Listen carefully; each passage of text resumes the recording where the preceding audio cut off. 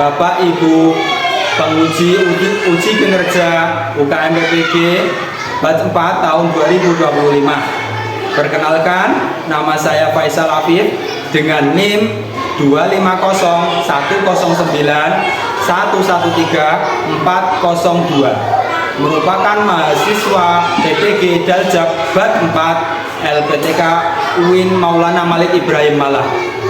Pada hari ini, Senin tanggal 19 Januari 2026, saya akan melaksanakan praktek pembelajaran dalam rangka penilaian uji kinerja dengan mata pelajaran Sejarah Kebudayaan Islam, materi pokok peristiwa peletakan kembali Hajar Aswad di kelas 3 MI Falahiyah Kandangan Rujuk Bojonegoro. Selamat menyaksikan. Assalamualaikum warahmatullahi wabarakatuh. Waalaikumsalam warahmatullahi wabarakatuh. Selamat pagi anak-anak. Selamat pagi, Pak. Bagaimana kabarnya? Alhamdulillah baik. Alhamdulillah. Kita wajib bersyukur ya atas keadaan kita. Kita telah diberikan keadaan sehat sehingga kita dapat berangkat sekolah lagi. Seperti kemarin-kemarin kita berangkat sekolah, kita bisa belajar menuntut ilmu dengan harapan semoga kita menjadi anak yang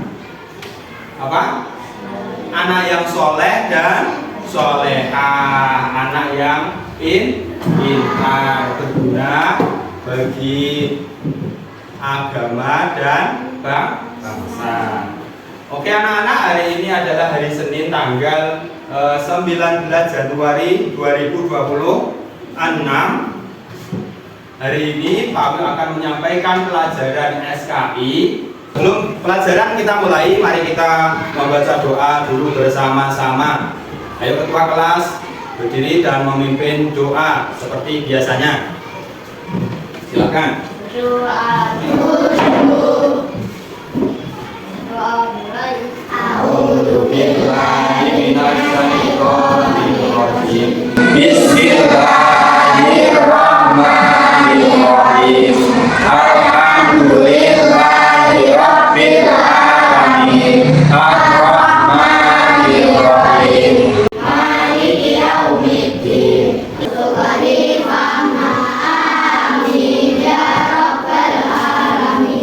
Pak akan mengabsen dulu, absen kehadiran anak-anak kelas 3. Hari ini ada yang nggak masuk? Masuk semua ya. Aditya Ridya Mizan, Adifa Arsila Sabina Wakko, Afif Ahwal Said, Vanessa Kumairo. Oke, terima kasih. Sebelum kita mulai pelajaran pada hari ini, Pak Afif ingin tahu pelajaran yang kemarin, apakah anak-anak ini masih ingat atau sudah lupa? Masih.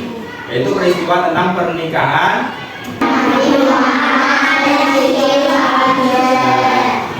Kenapa Siti Khadijah itu tertarik kepada Nabi Muhammad? Karena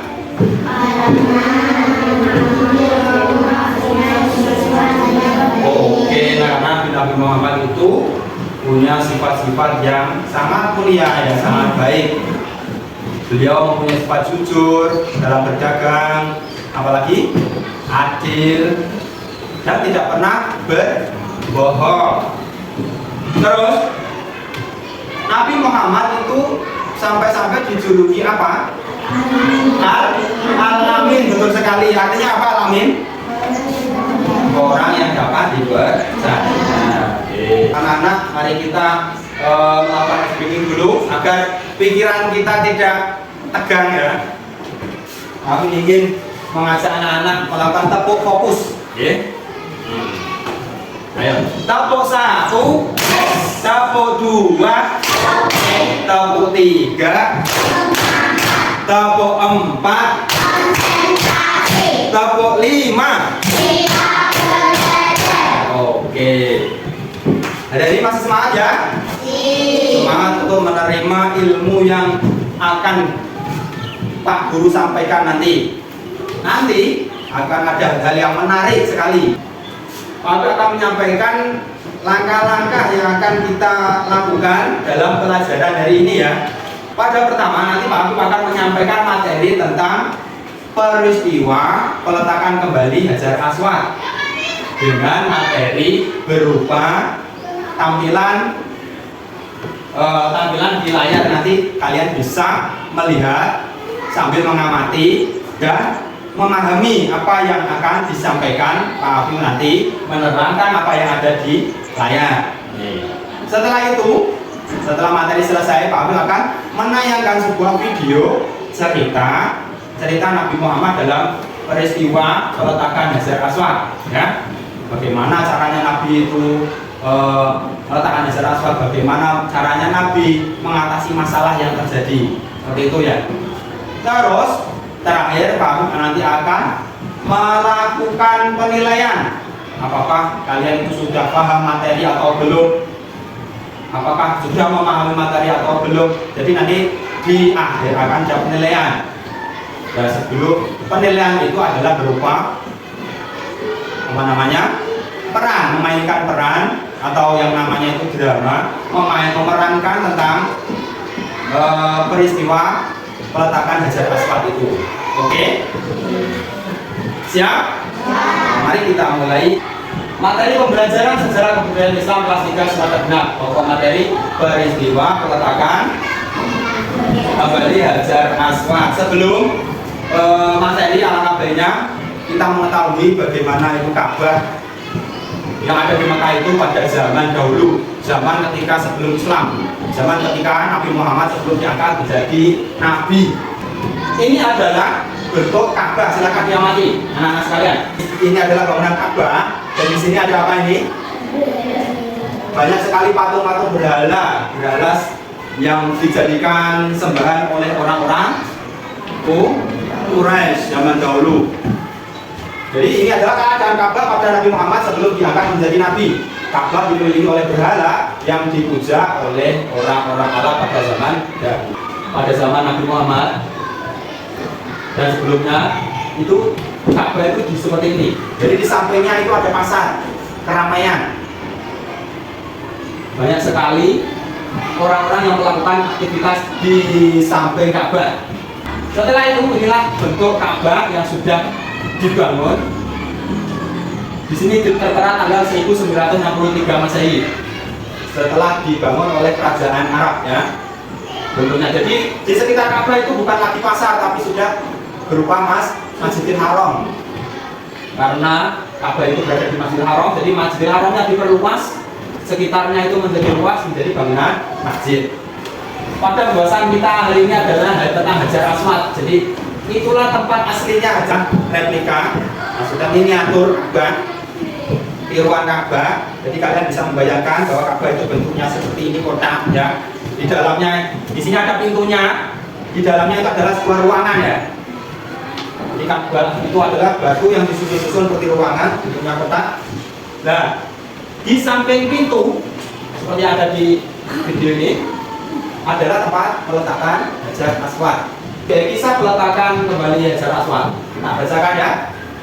Saat Nabi berumur 35 tahun terjadi perombakan Ka'bah oleh para pemuka Quraisy. Jadi Ka'bah itu pernah dirombak itu dibangun kembali oleh para pemuka. Para pemuka itu adalah ketua suku, kepala suku kafir Quraisy ya. Mereka membangun kembali Ka'bah yang roboh karena banjir bandang yang meluap hingga ke Baitullah. Di dulu itu pernah terjadi banjir bandang sehingga menyebabkan Ka'bah itu rusak dan Hajar Aswadnya itu terpisah dari bangunan Ka'bah. Saat itu Ka'bah masih menjadi tempat untuk menyembah berhala seperti yang tadi. Meski demikian para pemuka Quraisy hanya menerima harta yang baik untuk pembangunan. Nah, itulah kebaikan orang-orang Quraisy pada zaman dulu. Walaupun mereka menyembah berhala, tapi mereka membangun Ka'bah itu adalah dari hasil kerja keras mereka, bukan dari harta yang haram. misalnya dari rampasan, dari merampok atau berjudi, bukan dari hasil-hasil itu ya, tapi hasil dari bekerja. Jadi orang-orang dulu, orang Quraisy itu sudah memuliakan Ka'bah, menganggap bangunan Ka'bah itu adalah bangunan yang mulia. Setelah pembangunan Ka'bah sudah selesai, terjadi perselisihan antara pemuka kaum Quraisy dalam hal siapa yang paling pantas untuk meletakkan Hajar Aswad pada tempatnya. Dan para ketua, para kepala suku, orang suku Quraisy, para kepalanya itu ada banyak sekali. Mereka itu bertengkar, oyoh-oyohan, bersaling berebut ingin meletakkan kembali Hajar Aswad ke dalam tempatnya, karena menganggap bahwa itu adalah pekerjaan yang paling mulia. Orang yang paling akan dipalincap paling mulia ketika meletakkan kembali Hajar Aswad itu. Maka dari itu mereka sampai berebut, ya. Terus perselisihan itu berlanjut selama 4 atau 5 hari. Akhirnya Abu Umayyah bin Al-Mughirah Al-Makhzumi, ia berkata, mengusulkan untuk membuat sayembara. Besok siapapun yang pertama kali memasuki Baitullah dari pintu Bani Saiban, maka dia berhak untuk meletakkan Hajar Aswad. Keesokan harinya Allah menghendaki Nabi Muhammad Shallallahu Alaihi Wasallam sebagai orang yang meletakkan Hajar Aswad. Dengan penuh kebijaksanaan, Muhammad meminta agar digelar sebuah kain dan meletakkan Hajar Aswad di atas kain tersebut. Nabi Muhammad itu tidak mau langsung meletakkannya sendiri. Dia tahu masalahnya.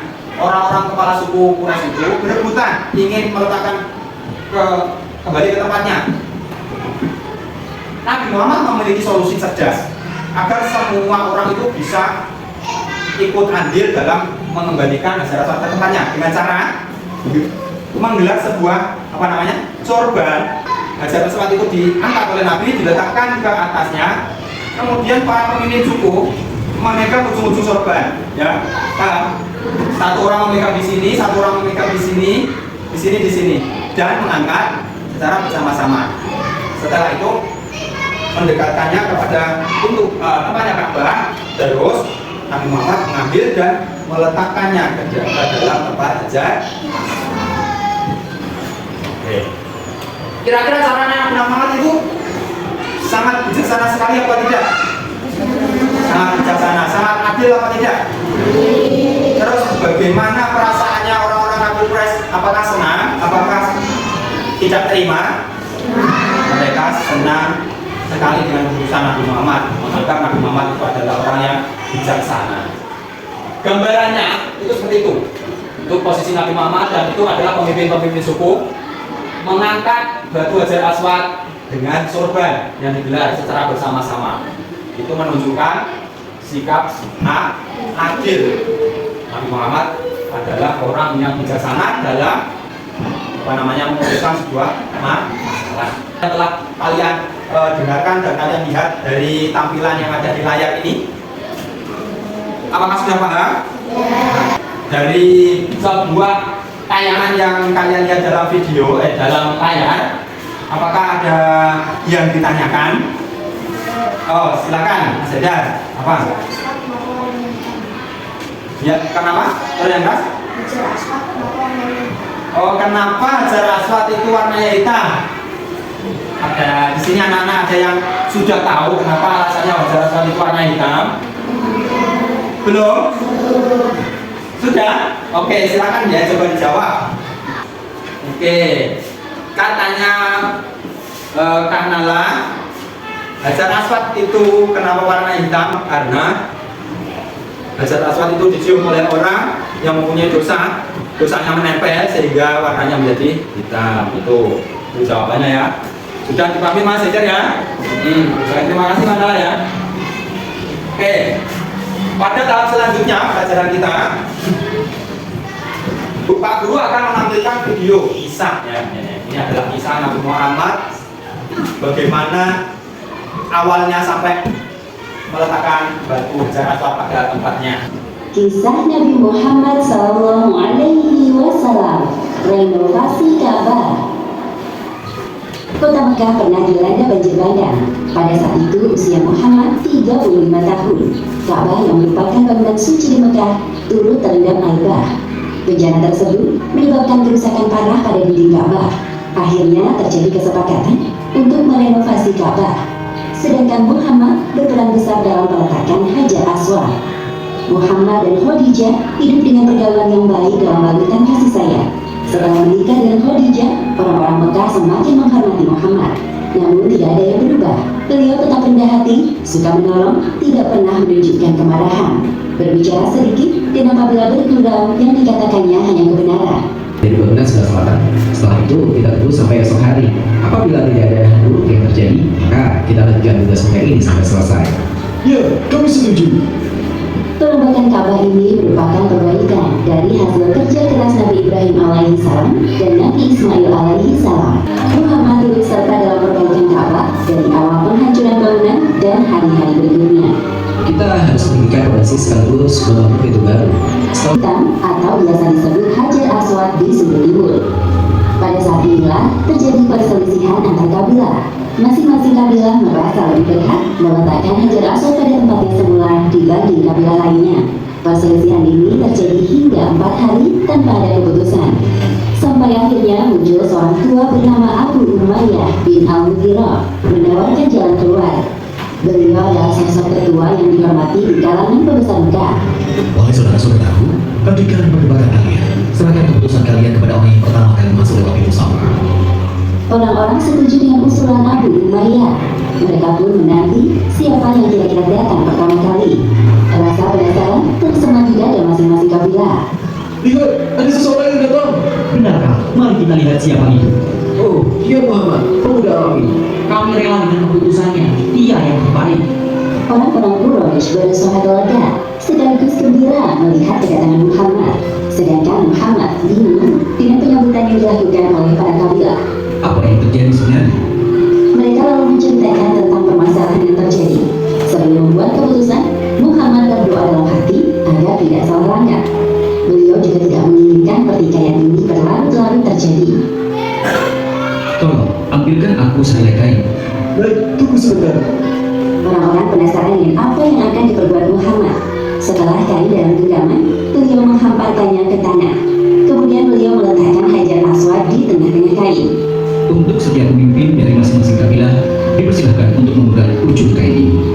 Kemudian mereka bersama-sama mengangkat Hajar Aswad menggunakan selai kain dan Muhammad bertugas mengembalikan Hajar Aswad ke tempatnya semula.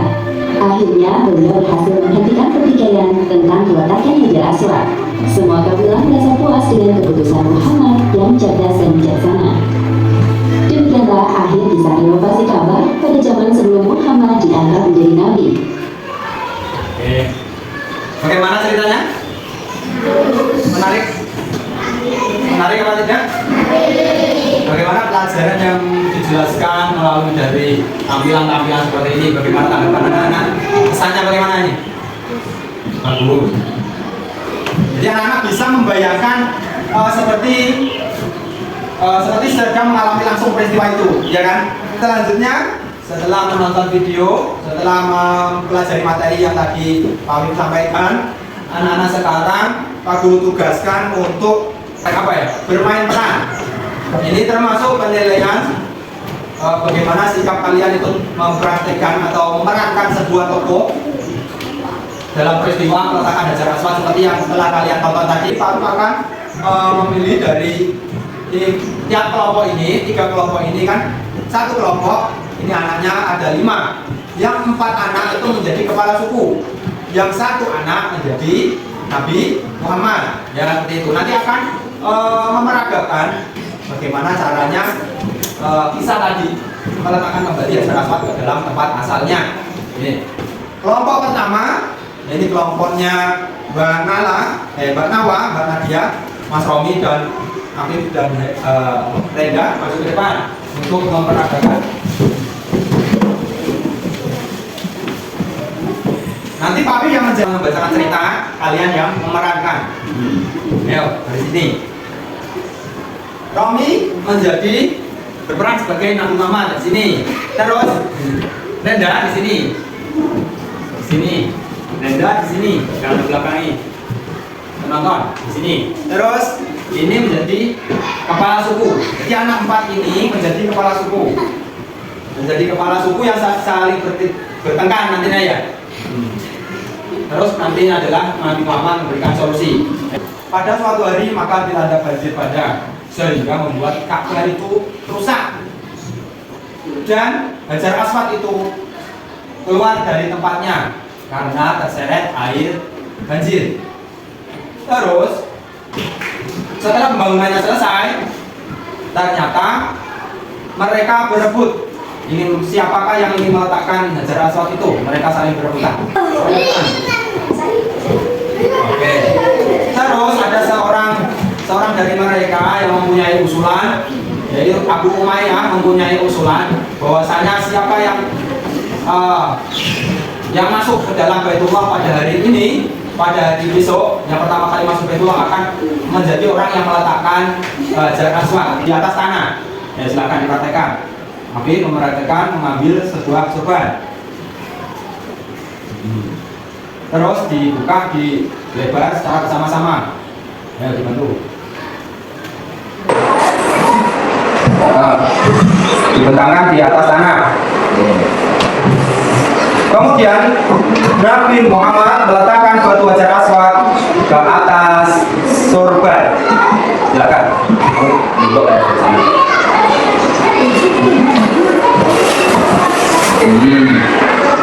Kemudian Nabi Muhammad meminta para kepala suku untuk memegang ujung dari sorban tersebut masing-masing. Ayo.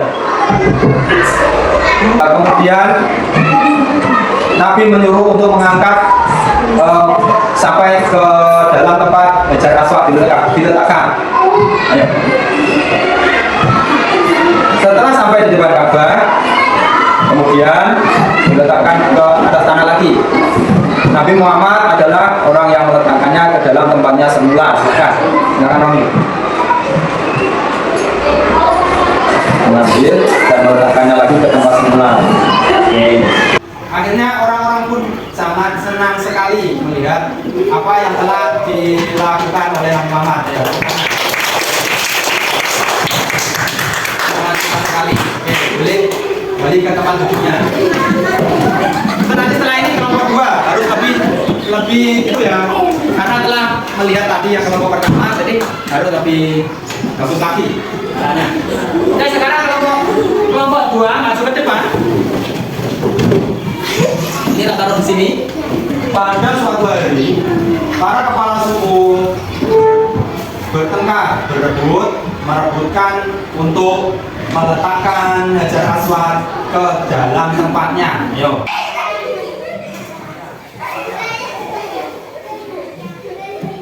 Terus akhirnya masalah tidak kunjung selesai. Akhirnya diputuskan ada seorang dari mereka yang bernama Abu Umayyah mengusulkan bahwasanya besok siapa yang masuk ke dalam Baitullah pertama kali dialah yang berhak meletakkan Hajar Aswad ke tempatnya. Keesokan harinya ada seseorang yang datang masuk ke dalam pintu Baitullah dan ternyata itu adalah Nabi Muhammad. Atas izin Allah, Nabi Muhammad adalah orang yang berhak meletakkan Hajar Aswad ke dalam tempatnya. Terus apa yang akan dilakukan Nabi Muhammad? Apakah meletakkan sendiri? Tidak. Nabi Muhammad tidak ingin meletakkannya sendiri, tetapi mempunyai solusi, yaitu dengan menggunakan sebuah sorban. Nabi Muhammad meminta sorban kepada baru diambil. Silakan diperintahkan.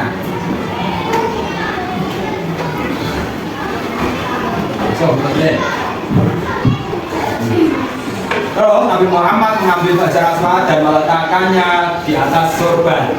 Kemudian Nabi Muhammad memerintahkan untuk kepala suku memegang ujung dari sorbannya masing-masing. Terus perintahkan untuk membawa ke tempat Ka'bah.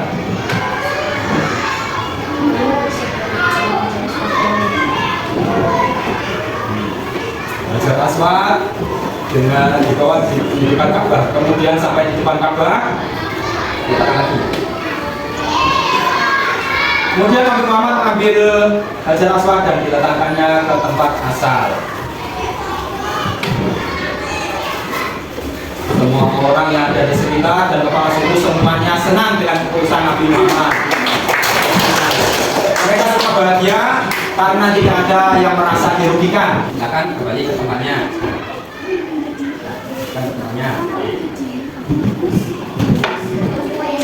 Oke.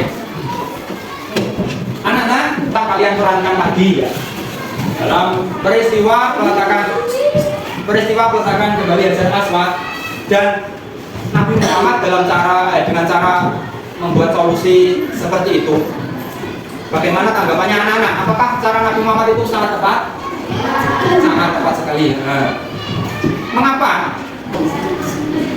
Karena Mas Ega sangat bijaksana dalam apa? Menyelesaikan masalah. Oke, ya. Jadi apa yang dirasakan para pemimpin suku setelah kejadian itu? Apa? Senang, mereka semua sangat senang dan menerima keputusan dari Nabi Muhammad. Apakah ada yang merasa dirugikan? Tidak, semuanya merasa sudah membantu, ya, saling membantu. Semuanya sudah merasa meletakkan Hajar Aswad ke dalam tempatnya. Ini tempatnya Hajar Aswad di sini, ya. Anak-anak, terima kasih telah mengikuti pelajaran hari ini dengan baik. Semoga pelajaran ini membawa manfaat bagi kita semua, terutama bagi anak-anak semuanya dalam kehidupan sehari-hari, ya. Dengan cara meniru atau meneladani sifat-sifat Nabi, cara Nabi memutuskan masalah, musyawarah dan lain-lain, kita terapkan ke kehidupan sehari-hari, ya. Contohnya, kita kasih contoh. Ada temanmu, 2 orang temanmu yang sedang bertengkar di dalam kelas. Terus kamu, apa sikap kamu? Yang akan kamu lakukan itu apa? Melerai, betul. Terus agar mereka tidak marah-marah lagi, pertengkaran itu tidak berlanjut, apa yang kamu lakukan? Pertama, mencari solusi dari penyebab pertengkaran. Ditanya dulu, ya, kenapa kok bertengkar, ada apa? Terus menjawab, itu loh Pak, pensil saya diputuskan, ujungnya ini, pensil saya diputuskan. Terus, tidak Pak, saya tidak sengaja, ya lain kan gitu ya. Akhirnya terjadi keributan itu. Terus langkahmu apa, solusimu apa untuk menyelesaikan masalah itu? Ayo Mas Romi, apa solusi Anda?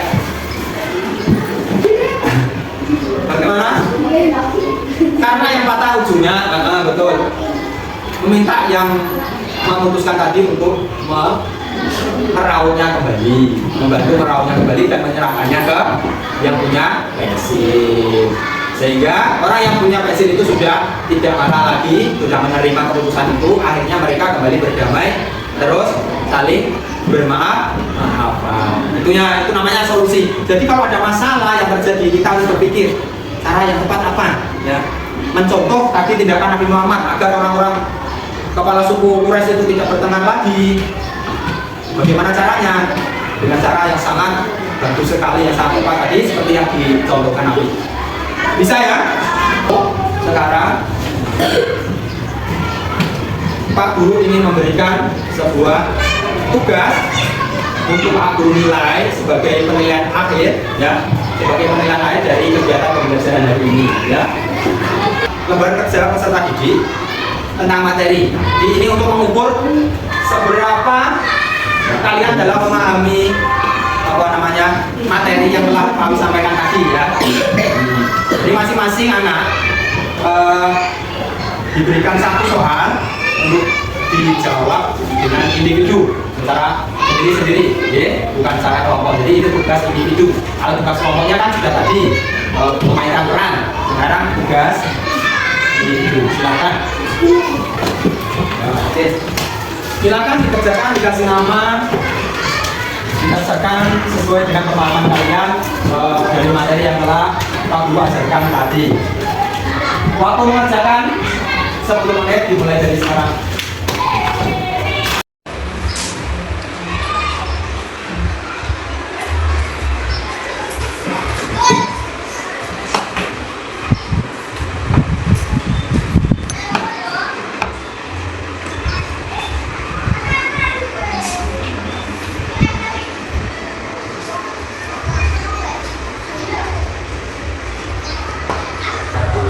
Apabila ada yang perlu ditanyakan, anak-anak bisa menanyakan.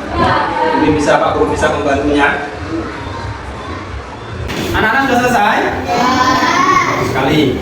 Sudah bisa mengisi semua? Apa ada pertanyaan yang sulit? Tidak. Kalau mau dari tadi menyimak pelajaran dengan baik dan mendengarkan keterangan dari Pak Guru, pastinya kalian sudah bisa menjawab soal-soal itu dengan sangat mudah sekali. Oke ya. Kalau sudah selesai nih, Pak Afif akan mengumpulkannya untuk dinilai nanti. Oke. Pelajaran hari ini hikmah yang dapat diambil adalah kita perlu mencontoh sikap Nabi Muhammad yang apa tadi, adil dan bijaksana dalam menyelesaikan masalah. Seperti contoh, ketika ada teman kita yang bertengkar, bagaimana sikap kita? Dengan cara melerai dan menyelesaikannya dengan baik dan bijaksana. Ya, bisa dipahami ya? Semoga kita dapat memahami pelajaran hari ini dan mengambil pelajarannya serta menerapkannya dalam kehidupan sehari-hari. Terima kasih. Akhir kata, wassalamualaikum warahmatullahi wabarakatuh.